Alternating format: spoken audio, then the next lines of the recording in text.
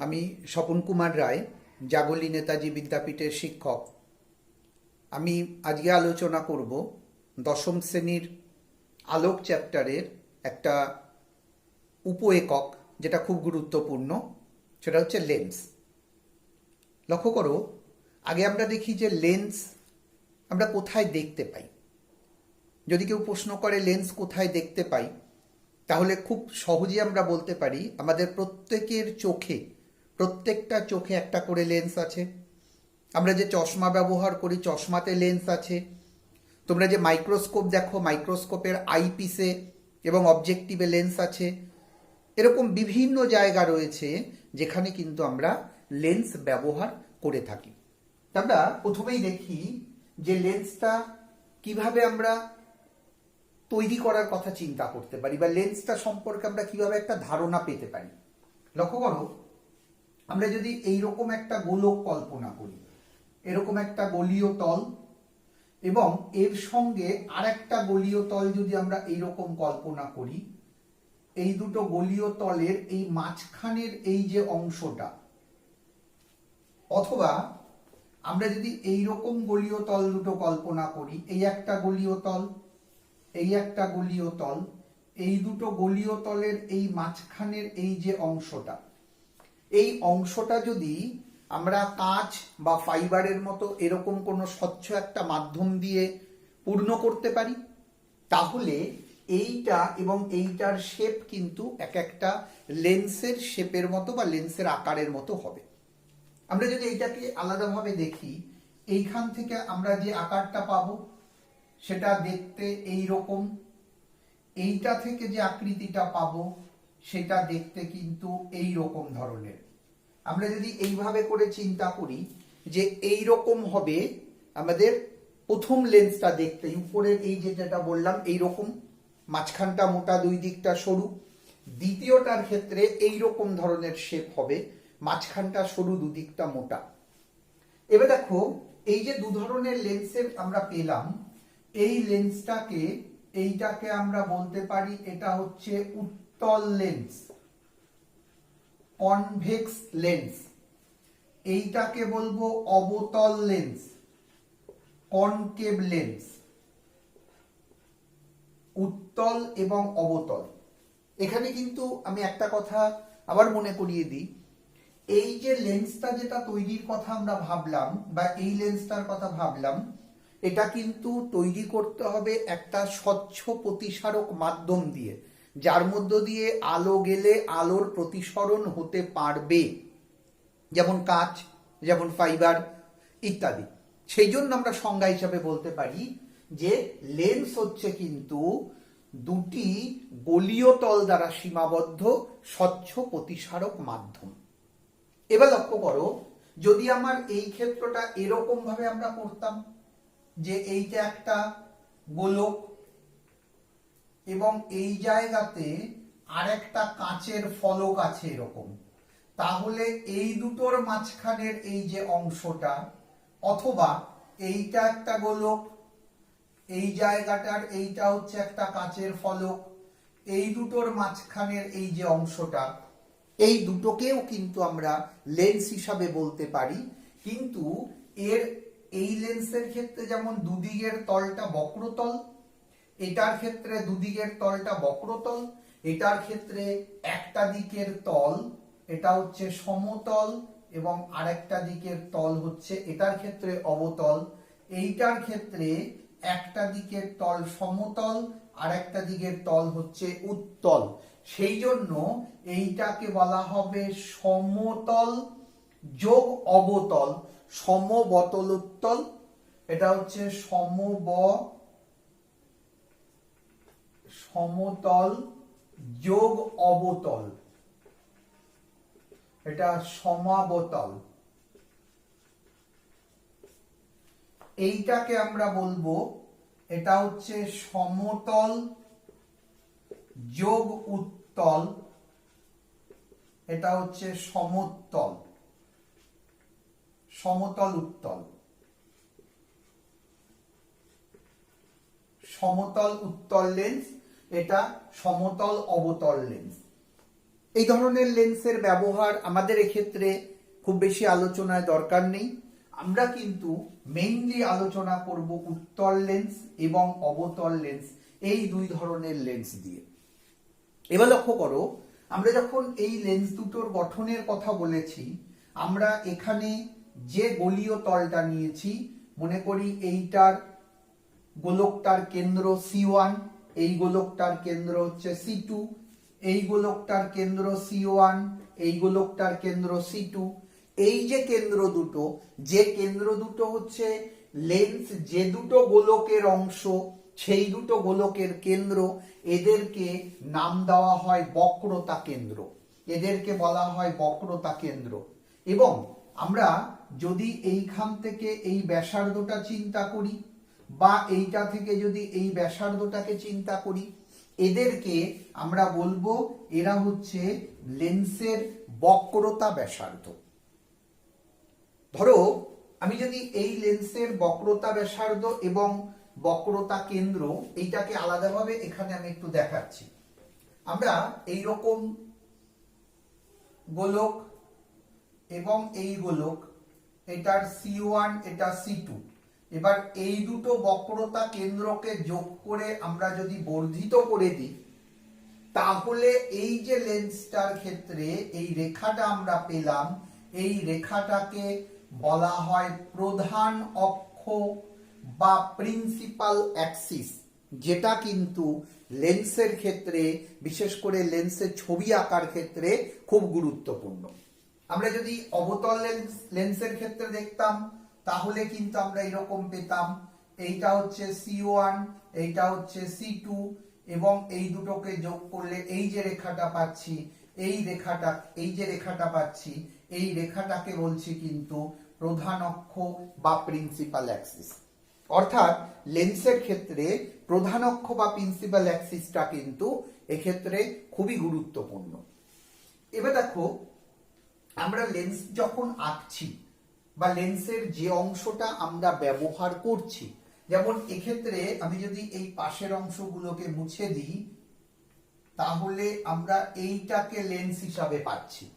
আমি যদি এই লেন্সের এইটাকে A বিন্দু, এইটাকে B বিন্দু বলি, তাহলে এই AB যেটা, এইটাকে বলা হবে লেন্সের ক্ষেত্রে অ্যাপারচার বা উন্মেষ। অর্থাৎ লেন্সটার যতটা অংশ আমরা এখানে ব্যবহার করি, সেই অংশটাকে বলা হচ্ছে লেন্সের অ্যাপারচার বা লেন্সের উন্মেষ। এবার দেখো, আমি যদি এই দুটো লেন্সের কথা চিন্তা করি, এখানে একটা লেন্স আঁকলাম, আমি যদি আর একটা লেন্স এইরকম আঁকতাম, ধরো এইরকম যদি একটা লেন্স আমি দেখতাম, তাহলে এই লেন্সের এইখান থেকে এই যে দূরত্ব, এই লেন্সের এইখান থেকে এই যে দূরত্ব, এইটাকে বলা হয় লেন্সের থিকনেস বা লেন্সের বেধ। এই থিকনেস অনুযায়ী লেন্সকে আমরা দুভাগে ভাগ করি। এই লেন্সটার ক্ষেত্রে লক্ষ্য করো, থিকনেসটা কিন্তু অনেক বেশি, সেই জন্য এইটাকে বলা হবে পুরু লেন্স বা থিক লেন্স। আর এইটাকে আমরা বলবো এটা হচ্ছে পাতলা লেন্স বা থিন লেন্স। আমাদের এখানে কিন্তু পাতলা লেন্স বা থিন লেন্স নিয়ে আমরা আলোচনা করব। আমরা কিভাবে বুঝতে পারবো যে লেন্সটা পাতলা?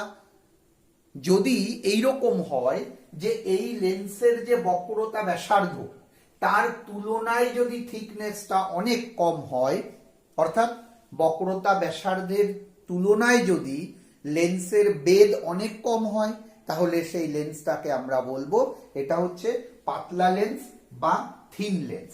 আমরা কিন্তু আমাদের এই সম্পূর্ণ আলোচনাতে থিন লেন্স নিয়েই আলোচনা করব, কেননা যেহেতু আমাদের মাধ্যমিক সিলেবাসে শুধুমাত্র থিন লেন্স নিয়েই কিন্তু আলোচনা করতে হবে। এবার লক্ষ্য করো, আমরা কোনো একটা লেন্স নিলাম, ধরো এইরকম একটা লেন্স, তাহলে তোমরা বুঝতে পেরেছো এটা হচ্ছে উত্তল লেন্স। আমরা এর একটা প্রধান অক্ষ আঁকলাম উত্তল লেন্সের। এই প্রধান অক্ষের আঁকার পর এই লেন্সের উপরে ধরো একটা আলোক রশ্মি আমি এরকম করে এর উপরে পাঠালাম, ধরো একটা আলোক রশ্মি এই পাঠালাম। এবার এই আলোক রশ্মিটা যখন এখান থেকে বেরিয়ে এলো, এটা ধরো এটার সমান্তরাল ভাবেই বেরিয়ে চলে এলো, এরকম ভাবে করে সমান্তরাল ভাবে বেরোলো। তাহলে এই আলোক রশ্মির সঙ্গে এই আলোক রশ্মির একটা নিশ্চয়ই কানেকশন আছে। আমরা যদি সহজভাবে চিন্তা করি, ধরে নিচ্ছি আলোক রশ্মির ভিতরে এই হচ্ছে তাদের কানেকশন, তাহলে এই যে বিন্দুটা, যে বিন্দুকে এই আলোক রশ্মি লেন্সের ভিতরে প্রধান অক্ষকে ছেদ করলো, ওই বিন্দুটাকে বলা হবে এর অপটিক্যাল পয়েন্ট। এটা হচ্ছে অপটিক্যাল সেন্টারও বলা হয়, সেন্টার বা আলোক কেন্দ্র। এটা হচ্ছে আলোক কেন্দ্র বা অপটিক্যাল সেন্টার বা কখনো অপটিক্যাল পয়েন্ট বলা হয়। এখানে কিন্তু একটা জিনিস খেয়াল করতে হবে, আমরা যে আপতিত রশ্মিটা পাঠালাম, যে প্রতিসৃত রশ্মিটা পেলাম, তারা কিন্তু সমান্তরাল ভাবে নির্গত হলো এবং লেন্সের অভ্যন্তরে যে বিন্দুতে ছেদ করলো প্রধান অক্ষকে আলোক রশ্মি, সেটাই হচ্ছে অপটিক্যাল সেন্টার বা আলোক কেন্দ্র। যদি এই লেন্সটা পাতলা লেন্স হয় তাহলে কিন্তু আমরা এই ছবিটাকে এরকম পাবো। যদি আমরা এটাকে পাতলা লেন্স হিসাবে ধরি তাহলে দেখা যাবে, আমি যদি এখানে একটা আলোক রশ্মি এরকম করে পাঠাই, তাহলে এই আলোক রশ্মিটা এইভাবে করে সোজা বেরিয়ে যাবে, এটাই হচ্ছে অপটিক্যাল সেন্টার। এখানে একটা জিনিস খেয়াল করতে হবে, এই আলোক রশ্মিটা সমান্তরাল ভাবে নির্গত হয়েছে, কিন্তু এর একটা পার্শ্বীয় সরণ ঘটেছিল। পাতলা লেন্সের ক্ষেত্রে কিন্তু কোনো পার্শ্বীয় সরণ ঘটবে না, আলো পাঠালে পরে সেটা আলোক কেন্দ্রের ভিতর দিয়ে অবিচ্যুত অবস্থায় সোজা বেরিয়ে যাবে। এইটা কিন্তু আমরা ছবি আঁকার ক্ষেত্রে, লেন্সে যখন ছবি আঁকতে হবে তার ক্ষেত্রে কিন্তু আমরা এটাকে খুব বেশি ব্যবহার করব, এটা মাথায় রাখতে হবে ভালো করে। তাহলে আমরা আলোক কেন্দ্র বা অপটিক্যাল পয়েন্টের সংজ্ঞাটা দেখলাম। এবার লক্ষ্য করো, আমি যদি কোনো একটা লেন্স নিয়ে, উত্তল লেন্স ধরো আমি নিলাম, এই উত্তল লেন্সের আমরা এইটাকে মনে করছি প্রধান অক্ষ, এবং এবার কিন্তু আমরা যেহেতু আলোক কেন্দ্র জেনে গেছি, আমরা লেন্সের মাঝখান থেকে এইটাকে এইভাবে করে ডিভিশন করে দিলাম, এইটা হচ্ছে কিন্তু আলোক কেন্দ্র। আমরা এবার এখানে একগুচ্ছ আলোক রশ্মি নিলাম, আমি এখানে দুটো আলোক রশ্মি নিয়ে দেখাচ্ছি, যে দুটো আলোক রশ্মি প্রধান অক্ষের সঙ্গে সমান্তরাল ভাবে নির্গত হলো। এবার এই আলোক রশ্মি যখন এই লেন্সের মধ্য দিয়ে প্রতিসৃত হবে, প্রতিসৃত হওয়ার সময় দেখা যাবে এইরকম একটা বিন্দুতে প্রধান অক্ষকে ছেদ করবে, একটা প্রধান অক্ষকে এই এফ বিন্দু ছেদ করছে। কিন্তু লক্ষ্য করো, আমি যদি অবতল লেন্সের ক্ষেত্রে এটা দেখতাম, যদি আমি মনে করি এটা হচ্ছে অবতল লেন্স, অবতল লেন্সের এইটা হচ্ছে প্রধান অক্ষ, এবং আমি এখানে এই বিন্দুটাকে বলছি অপটিক্যাল পয়েন্ট। আমরা প্রধান অক্ষের সমান্তরালে একগুচ্ছ আলোক রশ্মি পাঠালাম। অবতল লেন্সের ক্ষেত্রে কিন্তু যখন আলোক রশ্মি পাঠাবো, আলোক রশ্মিগুলো এইভাবে করে দূরে সরে যাবে, এক্ষেত্রে একটা বিন্দুতে গিয়ে মিলিত হয়, এই জন্য এইটাকে বলা হয় উত্তল লেন্স বা অভিসারী লেন্স। এক্ষেত্রে আলোক রশ্মিগুলো দূরে সরে যাচ্ছে, যেন অপসৃত হচ্ছে, সেই জন্য এটাকে বলা হচ্ছে অপসারী লেন্স বা অবতল লেন্স। আমরা এবার এই আলোক রশ্মিগুলোকে যদি উল্টো দিকে বর্ধিত করি, ধরো এইটাকে যদি আমরা বর্ধিত করি, যেন মনে হবে এই বিন্দু থেকে আলো বা এই বিন্দু থেকে আলো অপসৃত হচ্ছে। এই বিন্দুটা বা এই বিন্দুটা, এদেরকে আমরা বলবো লেন্সের ক্ষেত্রে ফোকাস। এখানে কিন্তু একটা জিনিস খেয়াল করো, তাহলে আমরা ফোকাস কি দেখলাম না, উত্তল লেন্সের প্রধান অক্ষের সমান্তরালে যদি আলোক রশ্মি পাঠানো হয়, প্রতিসৃত আলোক রশ্মিগুলো প্রধান অক্ষের উপর একটা বিন্দুতে মিলিত হয়। যদি অবতল লেন্সে আলোক রশ্মি পাঠানো হয়, প্রধান অক্ষের উপর একটা বিন্দু থেকে আলোক রশ্মিগুলো অপসৃত হচ্ছে বলে মনে হয়, ওই যে বিন্দুতে ছেদ করলো বা যে বিন্দু থেকে অপসৃত হচ্ছে বলে মনে হচ্ছে, এই বিন্দুগুলোকেই কিন্তু আমরা বলছি লেন্সের ফোকাস।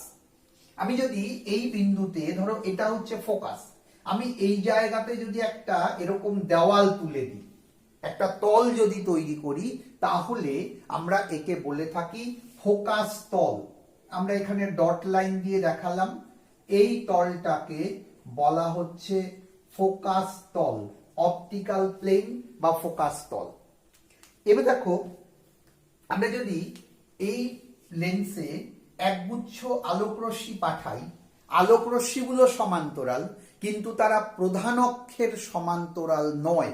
মানে আমরা যদি এই রকম ভাবে করে একগুচ্ছ আলোকরশ্মি এখানে পাঠাই এই লেন্সের ক্ষেত্রে, তাহলে দেখা যাবে এই আলোকরশ্মিগুলো যখন মিলিত হবে তখন তারা এই রকম একটা পয়েন্টে গিয়ে কিন্তু মিলিত হবে। এই বিন্দুটাকে মনে করো এফ ড্যাশ, এই বিন্দুটা কিন্তু প্রধান অক্ষের উপর অবস্থিত বিন্দু নয়, কিন্তু আমি এখানে যে ফোকাস তলের কথা বলেছি, ফোকাস তলের উপর অবস্থিত কিন্তু বিন্দুটা, সেই জন্য এই বিন্দুটাকেও কিন্তু আমরা ফোকাস বলবো, এটাও কিন্তু ফোকাস। তাহলে এই দুটো বিন্দু নিশ্চয়ই ফোকাস হলেও তারা আলাদা রকমের ফোকাস, সেই জন্য আমরা এই বিন্দুটাকে এফ, এই বিন্দুটাকে বলছি মুখ্য ফোকাস, এটা হচ্ছে মুখ্য ফোকাস, আর এইটাকে বলছি আমরা গৌণ ফোকাস, সেকেন্ডারি ফোসি। মনে রাখতে হবে গৌণ ফোকাসের সংখ্যা কিন্তু অসংখ্য, এটা আমাদের এমসিকিউতে কিন্তু থাকতে পারে। এবার আমরা যদি এই আলোক কেন্দ্র থেকে ফোকাস পর্যন্ত এই দূরত্বটাকে পরিমাপ করি, এই দূরত্বটাকে লেখা হয় ছোট হাতের এফ দিয়ে, এইটাকে বলা হয় ফোকাস দৈর্ঘ্য বা ফোকাল লেন্থ। কোথা থেকে না, আলোক কেন্দ্র থেকে ফোকাস পর্যন্ত দূরত্ব। আর এক্ষেত্রে আমরা যদি এই জায়গা থেকে মাপি এই পর্যন্ত এই দূরত্ব, এইটাকে বলছি কিন্তু ফোকাল লেন্থ। আমি প্রথম দিন পড়াতে গিয়ে প্রথম যে চ্যাপ্টারটা পড়িয়েছিলাম আলোকের, সেখানে আমরা আলোচনা করেছিলাম যে আলো যে ডিরেকশনে যাচ্ছে, আমরা দূরত্ব যদি সেই ডিরেকশনে মাপি তাহলে এই দূরত্বটা হবে পজিটিভ। সেই জন্য উত্তল লেন্সের ক্ষেত্রে ফোকাস দৈর্ঘ্য হবে কিন্তু প্লাস এফ। অবতল লেন্সের ক্ষেত্রে দেখো আলো এদিকে যাচ্ছে, আমি দূরত্ব এদিকে মাপছি, সেই জন্য এক্ষেত্রে হবে কিন্তু মাইনাস এফ। এবং যেহেতু এরা দূরত্ব, তাহলে এদের একক আমরা ব্যবহার করব সেন্টিমিটার বা মিটার, দৈর্ঘ্যের যেমন আমরা একক ব্যবহার করে থাকি।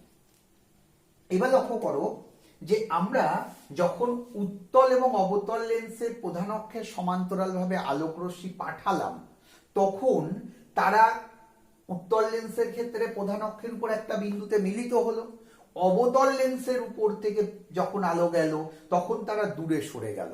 এই রকম ব্যবহার এরা কেন করে, আমরা এই লেন্সের গঠনটা থেকেই খুব সহজে এই আলোচনাটা কিন্তু করতে পারি।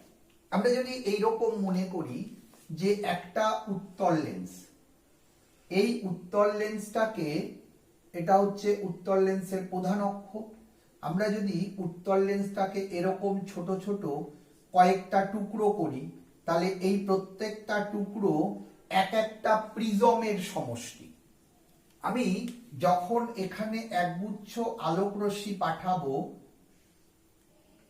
এরকম করে আলোকরশ্মি পাঠাচ্ছি, এই আলোকরশ্মি গুচ্ছ দেখো এই প্রিজমটার ভিতরে যখন আলো যাবে, আমরা জানি প্রিজমের মধ্যে আলো গেলে আলো সবসময় তার ভূমির দিকে বেঁকে যায়, তাহলে এই প্রিজমটা কি করবে, এই আলোটাকে ভূমির দিকে বাঁকিয়ে দেবে, এই প্রিজমটাকে আলোটাকে ভূমির দিকে বাঁকিয়ে দেবে। এই প্রিজমের ভূমি এই দিকে, এখান থেকে আলো এরকম, এখান থেকে এই, এবং এই জায়গা থেকে একটু বেঁকে যাবে, এই জায়গা থেকে বেঁকে গিয়ে এই বিন্দুতে ছেদ করবে। আমি যদি অবতল লেন্সের ক্ষেত্রে দেখতাম, অবতল লেন্সও কিন্তু ঠিক একই রকম ভাবে আমরা কতগুলো প্রিজমের সমষ্টি হিসাবে ধরতে পারি। যদি আমরা এটাকে এরকম কতগুলো প্রিজম আকারে দেখি, এরকম কতগুলো প্রিজম, আমরা যখন এখানে আলোকরশ্মি পাঠাবো, এই প্রিজমের ভূমি এই দিকে, ফলে এই আলোকরশ্মি কিন্তু এই দিকে বেঁকে যাবে, এই ভূমি এদিকে, এটা এদিকে বেঁকে যাবে, এইটা এদিকে বেঁকে যাবে, এইটা এদিকে বেঁকে যাবে, এবার আমরা যদি এদেরকে উল্টো দিকে বর্ধিত করি তাহলে প্রধান অক্ষের উপর একটা বিন্দুতে এরা মিলিত হচ্ছে। এটাও কিন্তু আমাদের যে পরীক্ষার জন্য খুব গুরুত্বপূর্ণ যে উত্তল লেন্স এবং অবতল লেন্স তাদের অভিসারী এবং অপসারী এই ধরনের বিহেভিয়ারের কারণটা কি সেটা কিন্তু আমরা এইভাবে করে ছবি এঁকে বোঝাতে পারি। এবার লক্ষ্য করো, যখন কোনো লেন্সে আমরা প্রতিবিম্ব গঠন করতে চাই, সেই প্রতিবিম্বগুলো লেন্সের ক্ষেত্রে কিভাবে আমরা তৈরি হতে দেখব বা কিভাবে আমরা আঁকবো, পরীক্ষায় যখন আমরা দেখব যে লেন্সের প্রতিবিম্ব গঠন সেটা আমরা কিভাবে আঁকতে পারি। আমি এখানে কয়েকটা ছবি দেখাচ্ছি, বাকিগুলো তোমরা নিজেরাই করতে পারবে মাপ অনুযায়ী যদি আঁকো। ধরো আমরা একটা উত্তল লেন্স নিলাম, এই উত্তল লেন্সের এইটা প্রধান অক্ষ, এটা আলোক কেন্দ্র, এই জায়গা থেকে এই বিন্দুটা হচ্ছে ফোকাস এফ, তার মানে এই দূরত্বটা কিন্তু ছোট হাতের এফ।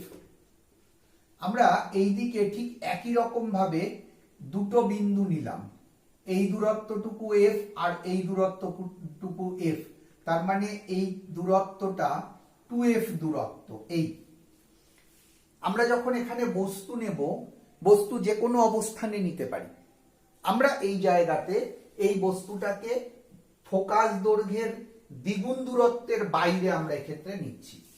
আমরা যদি এরকম মনে করি যে এইটা হচ্ছে একটা বস্তু পিকিউ, এবার যখনই ছবি আঁকতে হবে আমরা এখানে দুটো আলোক রশ্মির কথা চিন্তা করব।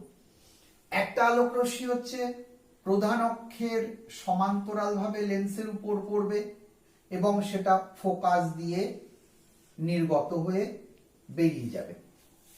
দ্বিতীয় আরেকটা আলোক রশ্মি আমরা কল্পনা করব যেটা আলোক কেন্দ্রের ভিতর দিয়ে সোজা বেরিয়ে যাবে। এইটা হচ্ছে আলোক কেন্দ্রের ভিতরে গেল, এখান থেকে সোজা বেরিয়ে গেল।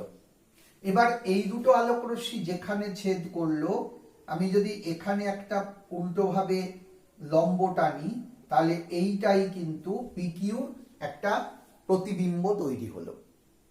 এবং এই প্রতিবিম্বটা তৈরি হওয়ার ক্ষেত্রে দেখো এটা হচ্ছে 1 নম্বর সদ প্রতিবিম্ব, প্রতিবিম্বটা সদ। 2 নম্বর হচ্ছে এই প্রতিবিম্বটা আকারে ছোট, বস্তুটা যত বড় প্রতিবিম্ব কিন্তু তার থেকে ছোট, এবং এটা হচ্ছে অবশীর্ষ, এটা অবশীর্ষ। আমরা যদি অবতল লেন্সের ক্ষেত্রে দেখতাম কিভাবে প্রতিবিম্ব তৈরি হয়। ধরো আমরা একটা অবতল লেন্স নিলাম, এই অবতল লেন্সের এটা আলোক কেন্দ্র, এক্ষেত্রে ফোকাস দৈর্ঘ্য, আমি এখানে একটা বস্তু নিলাম পিকিউ, এই বস্তু থেকে একটা আলোক রশ্মি প্রধান অক্ষের সমান্তরালে গেল, যে আলোক রশ্মিটা এখান থেকে অপসারী রশ্মি হিসাবে বেরিয়ে যাবে, প্রতিসৃত রশ্মিটা। আমি যদি এটাকে উল্টো দিকে বর্ধিত করি তাহলে এইটা এই বিন্দুতে ছেদ করছে। আরেকটা আলোক রশ্মি নেব যেটা এই আলোক কেন্দ্র দিয়ে পাস করবে। আমি যদি এখানে দেখাই যে এই আলোক রশ্মিটা আলোক কেন্দ্র দিয়ে সোজা বেরিয়ে গেল, এবার দুটো আলোক রশ্মি এই জায়গাতে ছেদ করলো, আমি এই জায়গাতে যে প্রতিবিম্ব পেলাম পি ড্যাশ কিউ ড্যাশ। এই প্রতিবিম্বের বৈশিষ্ট্য কি? 1 নম্বর হচ্ছে অসৎ প্রতিবিম্ব। এক্ষেত্রে খেয়াল করো কেন অসৎ। আমরা কিন্তু এই জায়গায় দেখেছি সরাসরি আলোক রশ্মিগুলো একটা বিন্দুতে গিয়ে মিলিত হয়েছে, সেই জন্য প্রতিবিম্বটা কিন্তু সৎ প্রতিবিম্ব, সত্যি সত্যি প্রতিবিম্ব তৈরি হয়েছে। এখানে কিন্তু লক্ষ্য করো আলোক রশ্মি এই জায়গা থেকে এদিকে বেরিয়ে গেছে, আমি উল্টো দিকে বর্ধিত করেছি বলে এখানে একটা প্রতিবিম্ব তৈরি হয়েছে, সেই জন্য এই প্রতিবিম্বটাকে আমরা বলবো অসৎ প্রতিবিম্ব। 2 নম্বর, এটা হচ্ছে সমশীর্ষ। বস্তুর মাথা এবং প্রতিবিম্বের মাথা একই দিকে, এবং এটা হচ্ছে আকারে ছোট। মনে রাখতে হবে উত্তল লেন্সে বিশেষ একটা পজিশন ছাড়া সব জায়গাতে প্রতিবিম্ব সৎ হয়। অবতল লেন্সে সমস্ত ক্ষেত্রেই কিন্তু প্রতিবিম্ব অসৎ হয়। আমরা সেই বিশেষ ক্ষেত্রটা এখানে আলোচনা করি। লক্ষ্য করো, আমরা যদি উত্তল লেন্স নিয়ে, এইটা একটা উত্তল লেন্স, উত্তল লেন্সের এইটা প্রধান অক্ষ, আমরা এখানে মনে করি এইটা হচ্ছে ফোকাস এফ। ফোকাস দৈর্ঘ্যের এবং আলোক কেন্দ্র, ফোকাস বিন্দু এবং আলোক কেন্দ্র, এই দুটোর মাঝখানে আমরা, মাঝখানে বলতে মাঝামাঝি কোনো অবস্থানে একটা বস্তু আমরা নিচ্ছি। ধরো আমরা এখানে এইরকম একটা বস্তু নিলাম পিকিউ। এখান থেকে একটা আলোক রশ্মি কল্পনা করব যেটা লেন্সের ভিতর দিয়ে প্রতিসৃত হয়ে ফোকাসের ভিতর দিয়ে নির্গত হবে। আরেকটা আলোক রশ্মি নেব যেটা আলোক কেন্দ্রের ভিতর দিয়ে পাস করবে। আমরা যদি এরকম চিন্তা করি তাহলে আলোক রশ্মিটা এই বেরিয়ে গেল। লক্ষ্য করো, এই দুটো আলোক রশ্মি যত এদিকে যাচ্ছে এদের মধ্যে দূরত্ব বাড়ছে। তাহলে আমরা যদি এই আলোক রশ্মিগুলোকে উল্টো দিকে বর্ধিত করি, এইটাকে যদি উল্টো দিকে বর্ধিত করি, মনে করো এই বিন্দুতে ছেদ করলো, তাহলে এই বিন্দু থেকে যদি আমি লম্ব টানি প্রধান অক্ষের উপরে, তাহলে এই পি কিউ এর প্রতিবিম্ব পি ড্যাশ কিউ ড্যাশ তৈরি হবে। এক্ষেত্রে কিন্তু প্রতিবিম্ব হচ্ছে অসৎ প্রতিবিম্ব, 2 নম্বর হচ্ছে বিবর্ধিত, এবং 3 নম্বর হচ্ছে সমশীর্ষ। সমশীর্ষ সাধারণত অসৎ প্রতিবিম্ব সবসময় সমশীর্ষ হয়, সৎ প্রতিবিম্ব সবসময় অবশীর্ষ হয়। এখানে একটা জিনিস খেয়াল করার, যে এই বস্তুটার চাইতে প্রতিবিম্ব কিন্তু অনেক বড়। সেই জন্য আমি যদি লেন্সটাকে এই পজিশনে ব্যবহার করি, তাহলে আমরা কোনো বস্তুর অনেক গুণ বিবর্ধিত প্রতিবিম্ব পেতে পারি, যেটাকে আমরা বলে থাকি বিবর্ধক কাঁচ। বিবর্ধক কাঁচ বা ম্যাগনিফাইং গ্লাস, যেটাকে আমরা আতশ কাঁচও অনেক ক্ষেত্রে বলে থাকি। তোমরা লক্ষ্য করবে যে আমরা যখন কোনো বিবর্ধক কাঁচ ব্যবহার করি তখন ছোট লেখাগুলো বড় দেখা যেতে পারে। জ্যোতিষীরা হাতের রেখাগুলো দেখার জন্য ব্যবহার করে। ঘড়ি সারাই করবার দোকানে দেখবে ওদের কাছে এরকম অ্যালুমিনিয়ামের একটা কৌটো মতো থাকে, যেটা চোখের কাছে লাগিয়ে ঘড়িটাকে চোখের কাছে নিয়ে তারা দেখে।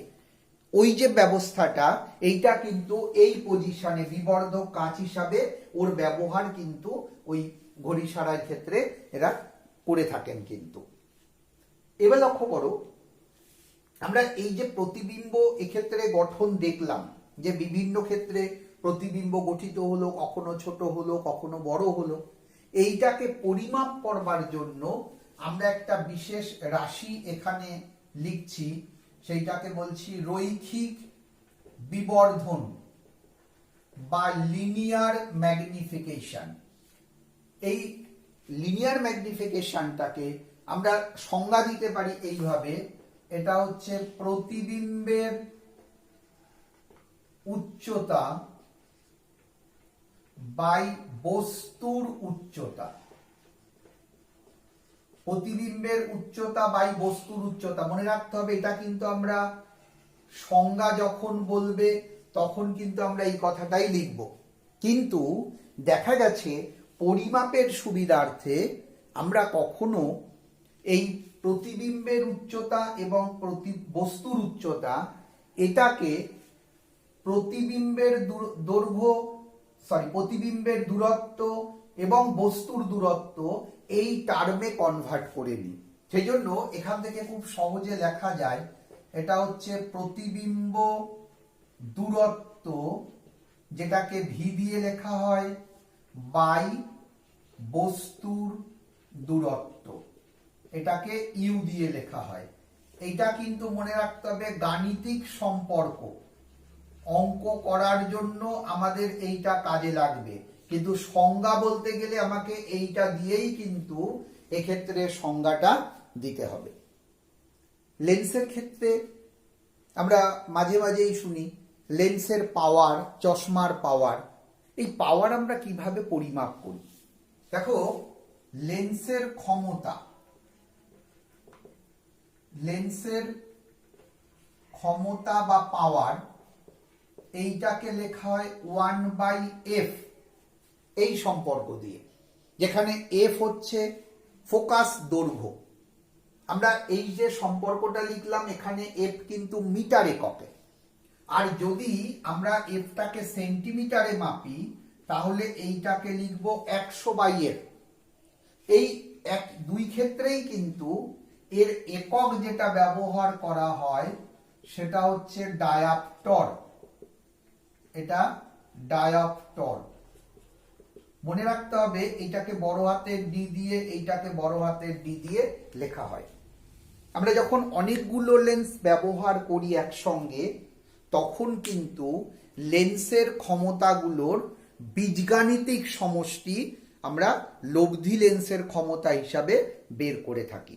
মানে যদি উত্তল এবং অবতল লেন্সের কথা বলে থাকি তাহলে তাদের ক্ষমতা প্লাস এবং মাইনাস, সেই অনুযায়ী তাদের বীজগাণিতিক যোগ এবং বিয়োগ করতে হয়। তাহলে লক্ষ্য করো, আমরা আজকে কি কি আলোচনা করলাম লেন্সের চ্যাপ্টারে। প্রথমে আলোচনা করলাম লেন্স আমরা কোথায় দেখতে পাই, লেন্স কিভাবে তৈরি হতে পারে, এবং লেন্সের ক্ষেত্রে আমরা যে গোলীয় তলগুলো দেখি তাদের বক্রতা কেন্দ্র, বক্রতা ব্যাসার্ধ, উন্মেষ ইত্যাদি। তারপরে দেখলাম আলোক কেন্দ্র, ফোকাস, ফোকাস দৈর্ঘ্য, মুখ্য ফোকাস, গৌণ ফোকাস, এবং লেন্সে কিভাবে প্রতিবিম্ব গঠিত হয়, এবং লেন্সের প্রতিবিম্ব যেটা হয় তার রৈখিক বিবর্ধন আমরা কিভাবে পরিমাপ করি, ইত্যাদি ইত্যাদি। এক্ষেত্রে একটা কথা আমি বারবারই বলে রাখবো যে যখনই লেন্সের কোনো ছবি আঁকবে তখন কিন্তু, বা আলোর যে কোনো ছবি, সবসময় কিন্তু তোমাকে খেয়াল করতে হবে যে যেন তাতে আমরা তীর চিহ্নটা সঠিকভাবে দেখাই, কোন দিক থেকে আলো আসছে, কোন দিকে আলো যাচ্ছে। যদি তীর চিহ্নটা সঠিকভাবে না দেখাই তাহলে কিন্তু আমরা এক্ষেত্রে নাম্বার কম পাবো। এইটা কিন্তু কি কি বিষয়ের উপর নির্ভর করে আমরা এখানে একটুখানি ফর্মুলাটা তোমাদের অবগতির জন্য দেখিয়ে দিই।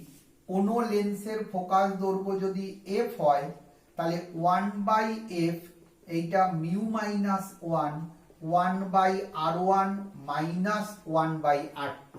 এই সূত্রটাকে বলা হয় লেন্স নির্মাতার সূত্র বা লেন্স মেকার ফর্মুলা, যেখানে মিউ হচ্ছে ওই মাধ্যম যেটা বায়ু মাধ্যম সাপেক্ষে ওই মাধ্যমের, মানে যেটা দিয়ে লেন্স তৈরি, তার আলোক প্রতিসারাঙ্ক। R1 এবং R2 হচ্ছে লেন্সটা যে দুটো বক্রতলের সমষ্টি তাদের বক্রতা ব্যাসার্ধ। এখানে কিন্তু একটা জিনিস খেয়াল করো, লেন্সের বক্রতা ব্যাসার্ধ একই থাকলেও যদি মিউটা পাল্টে যায় তাহলে কিন্তু লেন্সের ফোকাস দৈর্ঘ্য পাল্টে যাবে। যেমন আমরা যদি একটা লেন্সকে জলের মধ্যে ডুবিয়ে দিই তাহলে লেন্সের ফোকাস দৈর্ঘ্য কিন্তু বায়ুতে যা থাকে প্রায় তার 4 গুণ হয়ে যায়। কিন্তু একটা গলীয় দর্পণকে যদি তুমি জলের মধ্যে ডুবিয়ে দাও তাহলে গলীয় দর্পণের বক্রতা ব্যাসার্ধ যেহেতু পাল্টায় না, সেই জন্য তার ফোকাস দৈর্ঘ্যও কিন্তু পাল্টায় না। ঠিক আছে, তাহলে সবাইকে আবারও ধন্যবাদ।